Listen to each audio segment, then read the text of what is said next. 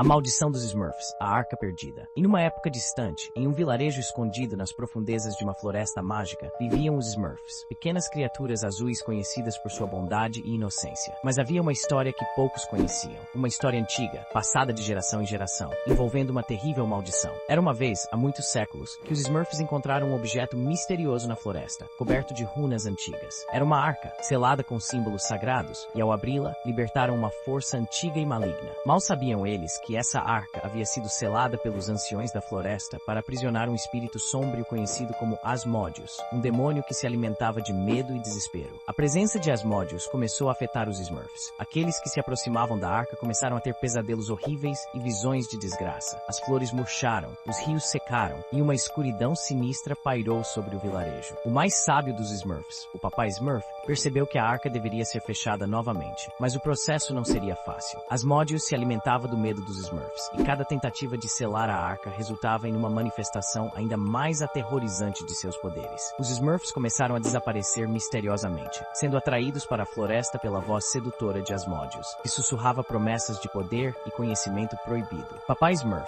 desesperado para salvar seu povo, buscou orientação nos textos sagrados dos anciões. Descobriu que a única maneira de selar Asmodius novamente era com uma antiga oração, que deveria ser recitada por 7 Smurfs puros de coração, na presença da arca, ao primeiro raio de sol do dia seguinte. A noite foi longa e cheia de terror. A cada hora que passava, o vilarejo ouvia gritos distantes, e as sombras pareciam tomar forma e vida próprias. Mas Papai Smurf conseguiu reunir 6 Smurfs, cada um representando uma virtude: bondade, coragem, sabedoria, esperança, fé e compaixão. O 7º Smurf, representando a pureza, era o Smurfette, a mais inocente de todos. Com o nascer do sol, os 7 Smurfs se reuniram ao redor da arca. Asmodius, percebendo o que estava para acontecer, manifestou-se na forma de uma névoa escura, tentando dispersá-los com ilusões aterrorizantes. Mas os Smurfs, unidos pela oração, conseguiram recitar as palavras sagradas. A luz do sol iluminou a arca, e com um último grito de desespero, Asmodius foi puxado de volta para dentro dela. A arca se selou com um brilho dourado, e a paz voltou ao vilarejo. Os Smurfs, embora aliviados, nunca esqueceram a terrível provação que enfrentaram. A arca foi enterrada profundamente na floresta, com proteções adicionais para garantir que nunca mais fosse aberta. E assim, a lenda dos Smurfs e a Arca Perdida se tornou uma história de advertência para todas as gerações, lembrando-os de que, mesmo nas criaturas mais pequenas e inocentes, existe uma força capaz de enfrentar o maior dos males, desde que mantenham a pureza de coração e a união de propósito.